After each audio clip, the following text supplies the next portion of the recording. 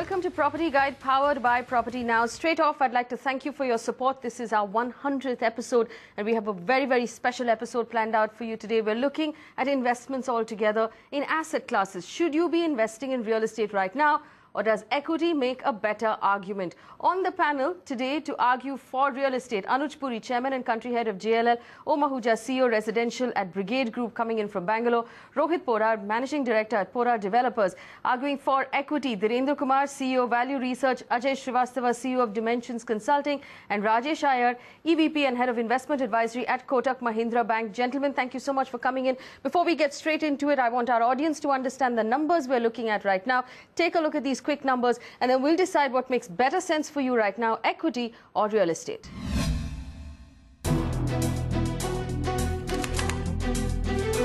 If you're looking for long-term investments with potential, then you should consider real estate and equity. But which of these two sectors is catching more eyeballs from the end user? According to a report by Kotak Wealth Management, not only have equity markets been on the bull run, even ultra-high net worth individuals have increased their equity spending from 38% to 45% in financial year 2015. However, spending on real estate has come to 25% from 29% earlier. The report adds that Indian equity markets have outperformed most of their peers due to increased optimism and hope of quick recovery in the economy. With numbers backing equity for the last few years, is a turnaround expected in the near future. All right, so equity versus realty. If you have money to spare right now, which of the two asset classes should you be investing in? Let's start with opening arguments. I'm going to bring in Anuj Puri and Ajay Srivastava at this point. Opening arguments, equity versus realty. Anuj, you go first. Does it still make sense, given the numbers that we're looking at, the flat markets, the slow sales, to consider real estate as an investment? Absolutely, Faye. You know, there's no doubt in my mind that it is a big asset class. And if you were to ask all the ultra high net worth individuals, they will be putting still money into real estate. And you know, over a period of 12 years, if you were to look at it, many of the markets like Chennai and Pune have actually outperformed Kotak Wealth's own analysis of investing into the equity market. So I'm saying is, whilst it is very nice because the equities in the last 12 months have done exceptionally well, but you can't take it away that the real estate is not a sector where you're not going to invest. It's still a hard asset. You know, it does give the right return. So let's bring in Rajesh. Rajesh, this was a challenge to the Kotak Wealth's own market. You said, of course, that the last 1 year has been great for the equity markets. But if we look at it over the longer period of 10, 12 years, has equity continued to outperform real estate?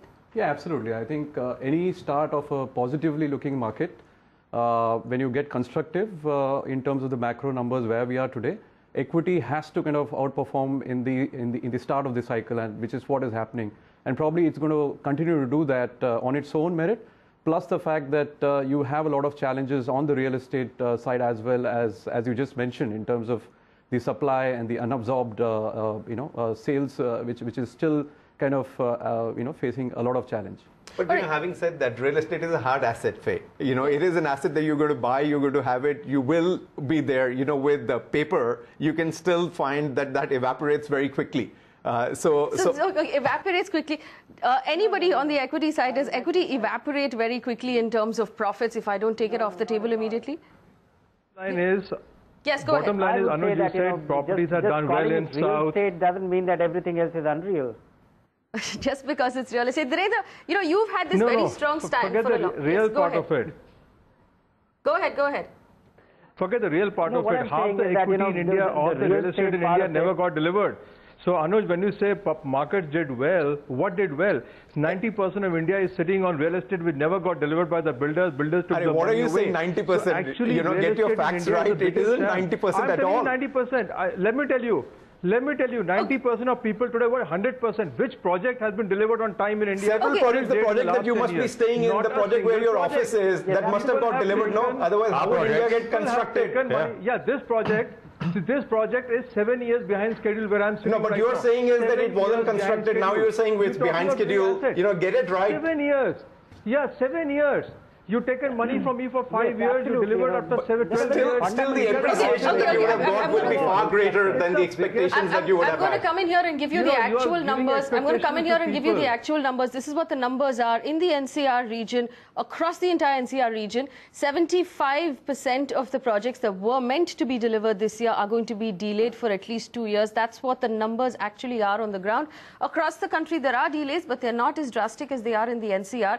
But Anuj, just to take that point forward, since you're defending real estate, given the delays that we're seeing, given the fact that there's a sufficient industry overhang across the market, this is something we've all been talking about, 36 months, 40 months in some cities. What sort of appreciation do you see going forward? It is a cyclical market. You have a cycle which is on an upswing in the stock market, and you have a cycle which is on a downward trend in the real estate. But if you were to rewind it in 2011, there was an upswing in the real estate, and you were seeing appreciation having quarter on quarter appreciation, and the residential properties in major markets like Bangalore and Bombay really spiraled up. It's a completely unregulated market. It is worth anybody. So speculative real estate is what? Keep buying and selling real estate. That's what investors want. Investors want stable investment. They want a good quality company. They buy equity, you keep it. Sun Pharma has delivered a return. But there is, if you buy an office, it is a stable return that you get. I'm going to bring in Dhirendra Kumar here, who focuses specifically on the retail investor. Dhirendra, you've been comparing the two asset classes for a while. Where do you stand on the two, equity versus real estate? What are your arguments for equity at this point? No, one is that, this whole debate is actually on a very wrong premise. People need homes, and the kind of home they need and the kind of home they can afford is not what they are getting it. It is not a value for money. And then real estate is a completely unregulated market. It's a huge emotional need, and it is somehow populated by a set of people who run it as a racket. All right, I'm going to take this question then to Rohit Poddar. Rohit, rebut what Dhirendra said in terms of what he just said about builders, what he just said about the industry. You're arguing on behalf of real estate. As a builder yourself, where do you stand? Well, I think real estate is too big an asset class to discuss in terms of, traditionally we look at expensive flats. That's really not where the demand is. The demand-supply gap is clearly in the affordable housing space. So, okay, so tell me this. I can say that if it was not an asset class, you're not going to have institutional funds, Goldman, Warburg, Morgan Stanley, JP Morgan, these guys coming in and investing. You would not going to have pyramids getting into real estate, or Godrej, or Mahindra, or Tatas, or Airtel, Bharti getting into real estate. It is an asset class that you cannot ignore and say that it is completely unregulated. Where is real estate? Go ahead, Ajay, go ahead. We're listening to you. Go ahead. I said, look, if you're talking of investment by Warburg is a big deal, then they're putting more money in private equity, they're putting more, FIs are putting more money in India. We're talking of $20-30 billion year-on-year investment by FIs in India. Where is that $20-30 billion in real estate? Why only there are very few? That's why they have a special mention saying Warburg invests in real estate. Because it's a big news. Because nobody wants to do it. That's the honest answer. So if one guy does it or two guys do it, and what is the deal they do? They do a deal where, say, they'll get a fixed rate of return on exit by the promoters. 90% of deals in India and real estate, I know you know very well. What deal that has been done with pyramids? It is not a fixed rate of return. Please get the facts right. Commercial real estate. They have taken at the parent level an equity deal. Goldman has done it. Along with that. You can take it. If you look at 90% of the agreements, they have a clause which says exit, they must get a multiple of X, Y, and Z, which is why there was a dispute majorly, and RBI stepped in and said, listen, you can't give it a rate on interest. That's why it's happening. That's why the money is coming via NBFCs. But look at the quantum. You talking about $2 billion. Let's say Rajesh, come in. Kotak has a fund as well that runs in the real estate market. Tell us, from the point of view of an investor, an institutional investor in real estate, how are you looking at this market right now?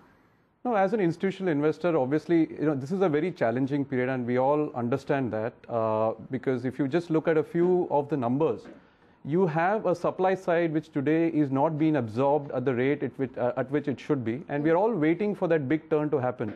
And when that big turn happens, probably, the challenge is going to be whether the real estate actually as an asset class will perform, or will the equities, which is much more liquid, will kind real estate fund. Really. You've been investing on behalf of sovereign funds. Sovereign funds, I think they don't have a choice. On behalf of sovereign funds. Yeah, the problem is that the institutional investors globally don't have a choice today. I mean, there is a disinflationary environment that you're seeing where the levels of inflation are negative in terms of Germany to you No, know, but I mean, just if about we 1%. So stay, if you're talking about an inflation rate of about 4 to 5% in India, the so key obviously point is that this is a it market one- which, with the demographics. Okay, let's bring in give you the Dhirendra Kumar. option. Is that true? If there are institutional foreign investors who don't have a choice, which is why they're investing in real estate, does that mean that retail investors should take the same cue? No, I don't think that should be the reason. People should buy home which is affordable and they can buy it, and there is no evidence that foreign investors can't be fools. Well, Mahuja, bring You it can't in. say Goldman and Warburg and JP Morgan and Morgan Stanley and all the sovereign funds from Singapore and Middle East, they're all fools coming into and investing into real estate. Also, no one's under any compulsion to invest any money. Exactly. You have investment committees who basically run investments. You can't say that I have a compulsion to invest in India and lose money. That's total nonsense. I've been in the business of tracking mutual fund. I can tell you based on my own experience that after 20 years, Morgan Stanley in India had to wind up, and it was wrong with its own business. All right, let's bring in Om Ahuja, who hasn't said much up till now. Om, tell us from a point of view of a builder, where are you seeing this market? How are you convincing your customers to come in at this point? In India, two things you cannot deny that people have the fascination to buy, that is gold and real estate. You don't need to sell these two products. Most important part is you've seen investors investing into commodities, losing 100% of the capital, investing into equities, losing return as high as possibly 30, 40, 50% in bad times. We are not here to say that the real estate is the right time to buy when it is down. We are here to say that every asset class has its own cycle. In real estate, possibly few cities are suffering, few cities are doing well. Actually, the bigger challenge with real estate right now is the inability to actually uniformly measure the return across the board. Some cities do better, some neighborhoods do better, some particular projects do better. This is also what Rohit was pointing out. Rohit, come in on the point that none of this can actually be taken as a blanket solution for any sort of buyer. And right now we're talking about investments. So we're not talking about the house that I buy that my family lives in. This is the second investment that will generate both return and will generate capital appreciation. Tell us where the argument is for real estate right now.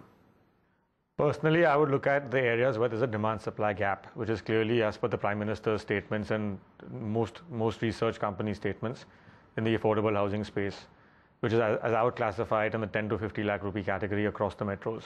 Ajay, is that enough of an argument for you? Were you convinced? I'm not convinced for three reasons. One, there is no such metro property for 10 to 50 lakhs. I think that affordable housing concept is gone absolutely. And you must go back to what Mr. Deepak Parekh keeps saying, the prices are astronomically high, kept high by the builders, not selling, keeping inventory. So basically, as an investment proposition, you are entering a market which is real estate today. Even Delhi, I'm talking of NCR, Gurgaon, you won't get anything. Delhi, so you definitely won't get anything between 10 and 50. Even Gurgaon, you won't get. Noida, you won't get. Bangalore, you don't get much. Okay, Rohit, when you say affordable housing, look at our website if you want to take a look at the price list. So when you say affordable housing in the city of Mumbai, what sort of bracket are we talking about? Consumer in Bangalore. So I would say basically, if you're looking at the city of Mumbai, if you want to make things really affordable, let's say I would agree with him from a perspective of that's a historical sort of mindset.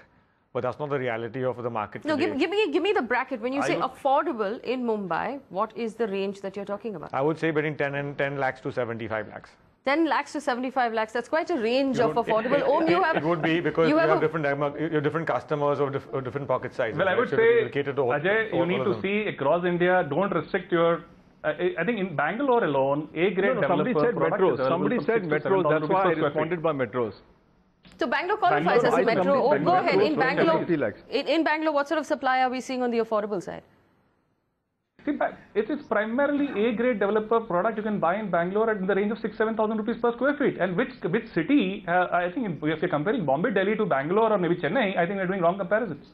Okay, I'm going to bring you back to the point at hand. It's equity versus real estate as an investment. And there are other things we have to consider when we're talking about equity and real estate. We're talking about the tax treatment, the costs, the liquidity of it. Dhirendra, I want to come back to you on it purely in terms of just liquidity. If you're looking at the two investments in terms of costs, in terms of tax treatment, does equity win for you?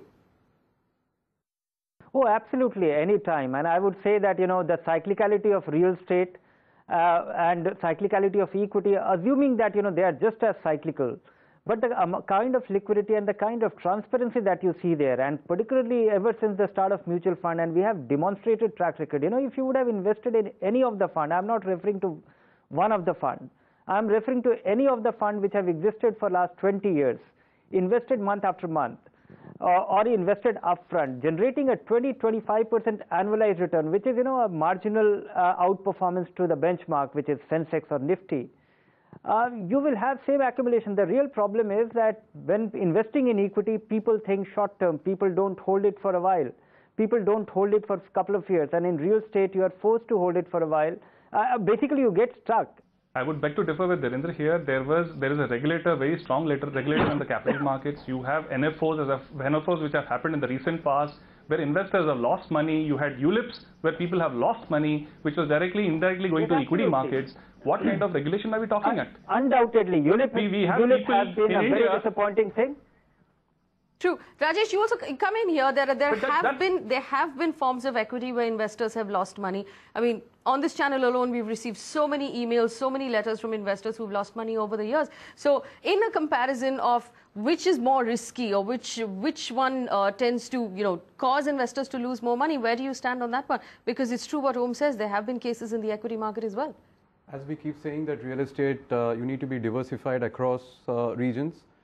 Even in equities, you need to be diversified across stocks, sectors, and that's where the mutual fund, comes in. And anecdotally, it is proven fact that liquidity as well as taxation is the biggest kind of positive point. When you talk about equities, and in a cycle which is just about to begin, equity actually makes a lot of sense, and diversified investments across market caps, as I said, sectors and stocks makes a lot of sense. Anuj, tell us this. What are the expected returns from real estate over the long term and the short term right now, net of taxes? What can I expect to make if I enter the real estate market as an investor at this point? So it'll depend, Faye. If it is a commercial office, definitely it's a different return to what the residential is. Commercial office, you've got a guaranteed with a tenant sitting in there, 10.5-11% rental return. And in addition to that, you at least have 3 to 5% capital appreciation per year. So you're really talking, between sort of 15 to 18% that you're going to get return from a commercial property. So that is a real annual return, which in my opinion is like an annuity that you're sitting as a guaranteed. Now I don't know how you compare with the. Okay, so first let me ask you this question. For the viewers watching at home right now who are retail investors, how do they access commercial property with the kind of returns you're talking about? So we're hoping that the REITs will come in. Faye. So hopefully over the next 12 months, there will be REITs, and hence these commercial assets will be traded publicly, and you will be able to get in. So the answer is not right now. What about residential property? What are the expectations of returns on residential property? So clearly the market is at its lowest at this point in time, and that's why the argument on stock versus real estate is perhaps if we would have done it 2 or 3 years ago, you would have found it difficult to sustain because there was a fair amount of appreciation. And you're at the bottom of the cycle on the residential. So if I were to hold for the next 15 years on residential property, so if you look at the data, and this is publicly available data, you just Google it and you say that I want to see in Chennai, if I had put in 2003 money as 100 rupees for equity, I think you'll get some 460 rupees as at the end of the first half of 2015. And you were to put the same money, for example, in Chennai, you'll get 477 on 100 rupee. So this is what happens in real estate on long term. Ajay Srivastav, does those numbers make you happy? Are you satisfied with that argument? See, I tell you something. First of all, we have to look from today's perspective as to when you enter today, what return do we expect? What happened when my father was 20 years old and he bought a plot in Defense Colony or Lutyens, Delhi, and it became multi-bagger? Leave that aside. Let's look at today. 1 second. Can I complete? Let me say today. Today, very clearly, the prices are absolutely high, very, very high prices. They're almost unaffordable for most set of the people in India. And if you look at the rental yields, maximum rental yield on residentials are about 2% at best, maybe 2.5%. That's what the rental yield is all about, which is telling you a gap between capital prices and the rental today. In fact, the current mood is, why buy? Just rent properties, you live in a much better property. So, this, I think it's a fallacy that the Ajay, residential is going to give a fantastic return over X period. If rightfully said that you can't take historical track records and sort of assume that they will repeat again in the future, but that's true for equity as well. We can't assume that the performance that the market has given us over the last 10 years is going to continue for the 10 years to come. So how do we sustain that argument on both sides then? Yeah, I'll tell you why. There are two reasons. One is that companies are growing along with the demographics globally, India, and number two, you can switch company to company on the new cycle. You could have been in IT, you could have been in pharma, you could have moved to the next, maybe infrastructure, maybe banking, etc. So you're riding a new wave every time. You don't have to sit on a wave, number one. Number two, there is a global move across India to increase the FARs across the cities.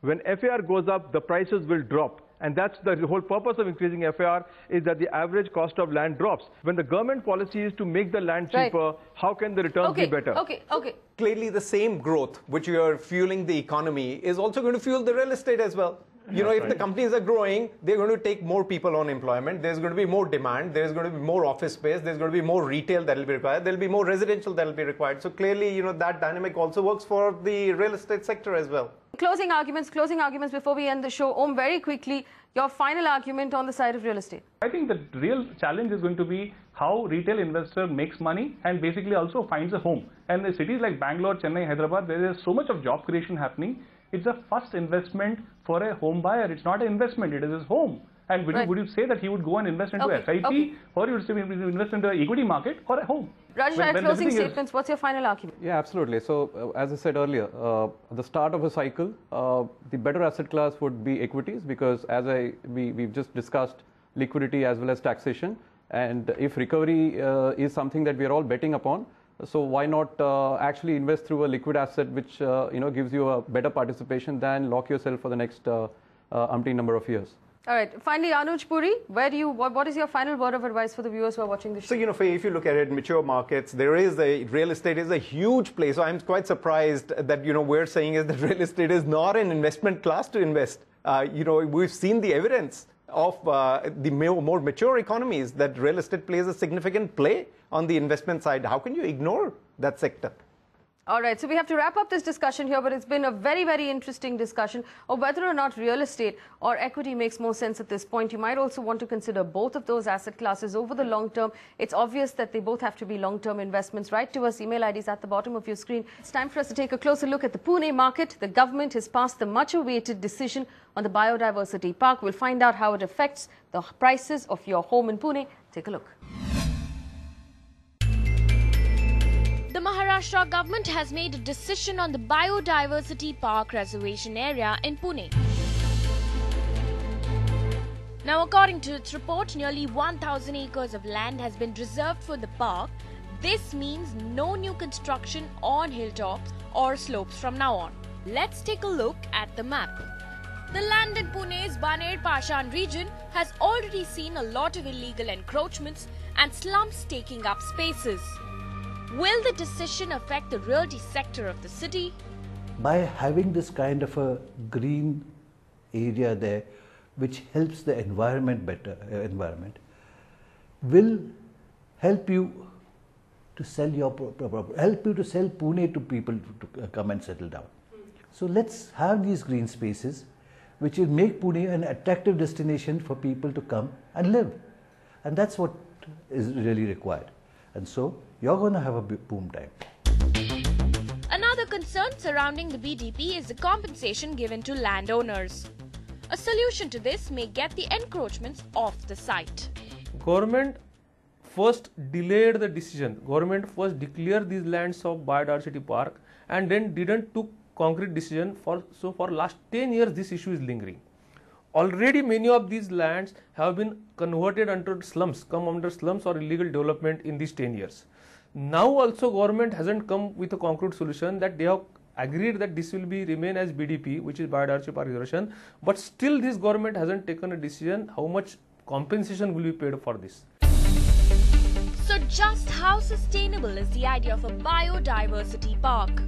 Will the government be able to maintain it with the existing issues of slum encroachments, illegal land construction and the physical task of maintaining the green cover? First challenge is how to generate funds to or TDR policy, frame TDR policy to acquire the vacant lands. Second is what happens to already illegal development which are there. Third is once this much of volumetric space comes into your possession, how you protect that place and convert it into biodiversity. So while the park has been in the making for over a decade, and while it is certainly a step in the right direction for Pune, the government will need to move a lot faster to keep the park true to its name. All right, that's a wrap on Property Guide. Remember, you can stay in touch with us on Twitter, on Facebook, and on email. We would love to hear from you. Give us your suggestions and your questions. We'll try and answer them on the show. Thank you so much for watching.